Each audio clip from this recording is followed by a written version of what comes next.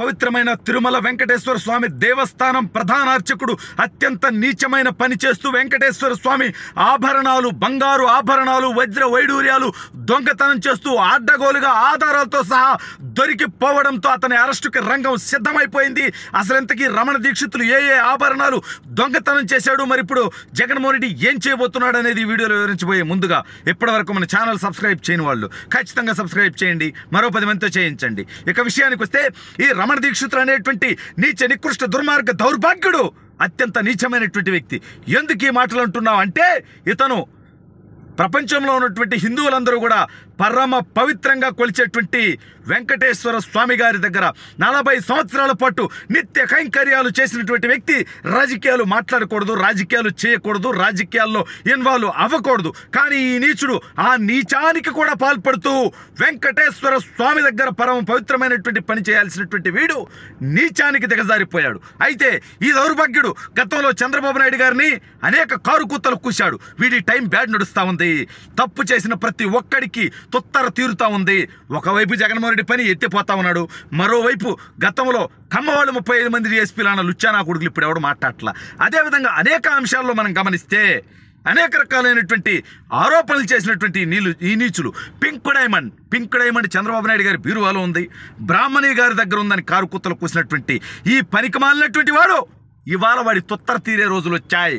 వాడు వెంకటేశ్వర స్వామి దేవస్థానంలో తిరుమల తిరుపతి దేవస్థానాల గురించి ఇవాళ వాడికి నచ్చినట్టుగా ప్రభుత్వం చేయట్లేదు కాబట్టి కొన్ని వ్యాఖ్యలు చేస్తూ వీడియో చేయడం జరిగింది. అయితే దాని మీద కేసు పెట్టారు, అది వేరే విషయం. అయితే ఈ దరిద్రుడు, ఈ నీచుడు, ఈ నికృష్టుడు గతంలో ఏవైతే ఆభరణాలు పోయాయని ఆరోపణలు చేశాడో, పింక్ డైమండ్ దగ్గర నుంచి స్వామివారి అత్యంత ప్రీతిపాత్రమైనటువంటి అత్యంత విలువైనటువంటి 100 సంవత్సరాల క్రితం శ్రీకృష్ణదేవరాయలు గారి దగ్గర నుంచి అనేక మంది ఇచ్చినటువంటి ఆభరణాలు ఈ యొక్క రమణ దీక్షితులు అక్కడ ప్రధాన అర్చకుడిగా ఉంటూ దొంగతనాలు చేసి తను దాపెట్టుకొని ఇంట్లో బీరువాలో ఉన్నాయి అనేటువంటిది నాబోటి వాడికి ఉన్నటువంటి అనుమానం.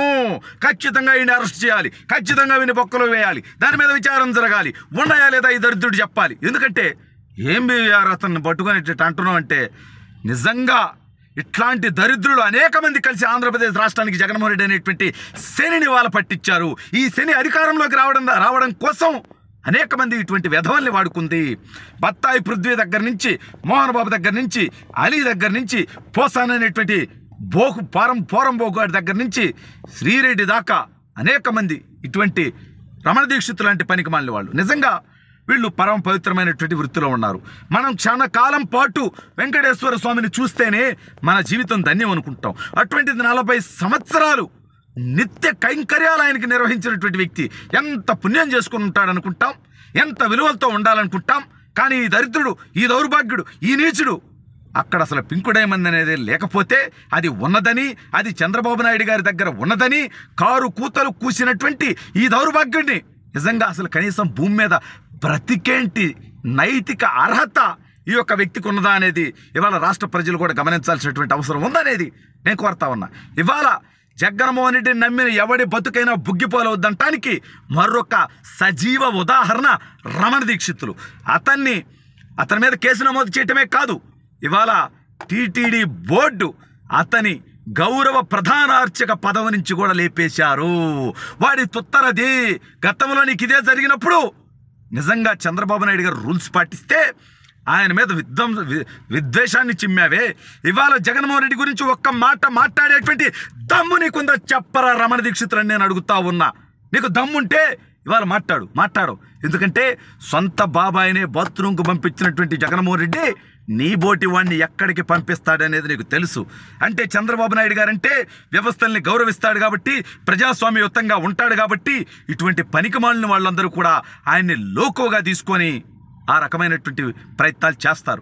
కానీ వాళ్ళ జగన్మోహన్ రెడ్డి ప్రతోడికి భయం. కానీ ఒకటే గుర్తుపెట్టుకోండి, జగన్మోహన్ రెడ్డి అధికారం శాశ్వతం కాదు. తన తప్పుడు పనులకు సహకరించినటువంటి ఐఏఎస్లు, ఐపీఎస్లు, మంత్రులు, శాసనసభ్యులు అనేక మంది జీవితాలు బొగ్గుపాలయ్యాయి. ఇవాళ ఎన్నికల కమిషన్ దగ్గర నుంచి, సిఎస్ దగ్గర నుంచి, డీజీపీ దాకా సమంగమాన్ని ఏమైపోయాడు, చెప్పినట్టల్లా చేసిన పీకేశాడు. అదేవిధంగా ఎల్వి సుబ్రహ్మణ్యం ఏమైపోయాడు, చెప్పినట్టల్లా చేసిన పీకేశాడు. అనేక మంది జీవితాలను జగన్మోహన్ రెడ్డి బుగ్గిపాలు చేశాడు. కానీ గత 4 సంవత్సరాల 10 నెలలుగా అక్రమ కేసులు పెట్టి పథకాలు తొలగించి ప్రభుత్వాధికారులుగా ఇబ్బందులు పెట్టినటువంటి వాళ్ళ బతుకులు రాబోయే రోజుల్లో తప్పు చేసిన ప్రతి ఒక్కడూ శిక్ష అనుభవించ తప్పదు. ఎందుకంటే జగన్మోహన్ రెడ్డి చెప్తే చేసామంటే మీరు చేస్తారా? అయితే ఒక సిఐకి ఒక ఎస్ఐకి నేను ఒక ఎగ్జాంపుల్ చెప్తా. నీ కుటుంబ సభ్యుల మీద, నీ పిల్లల మీద, నీ భార్య మీద, నీ తల్లిదండ్రుల మీద, నీ తమ్ముడి మీద కేసు పెట్టి కొట్టమంటే నువ్వు కొడతావురా? అవసరమైతే ఉద్యోగానికి రాజీనామా చేస్తావు. మరి మీరు అరెస్ట్ చేసి కొట్టి హింసించినటువంటి వాళ్ళకు కూడా ఓ కుటుంబం, ఒక తల్లి, ఒక చెల్లి, ఒక పిల్లం, ఒక బిడ్డ ఉంటారు కదా, వాళ్ళు బాధపడతారు కదా. ఆ ఉసురు మీకు ఊరికే పోతుందా? ఖచ్చితంగా మీ అందరూ గుర్తుపెట్టుకోండి, తప్పుల్లో భాగస్వాములైన వాళ్ళందరూ ఏ ఒక్కడిని వదిలిపెట్టాం, ఒక్కడిని కూడా వదిలిపెట్టాం. దయచేసి ఖచ్చితంగా తప్పు చేసిన ప్రతి ఒక్కడిని చట్టపరంగా చట్టం ముందు దోషిగా నిలబెట్టి శిక్షిస్తాం. లేకపోతే కేసులు పెడతారా, కొడతారా? ఎవడధికారం శాశ్వతం రా? మీకెందుకో? ప్రజలు కట్టేటువంటి పన్నుల నుంచి జీతం తీసుకునే వాళ్ళు ప్రజల కోసం పనిచేయండి. జగన్ కోసం బానిసత్వం చేయొద్దు.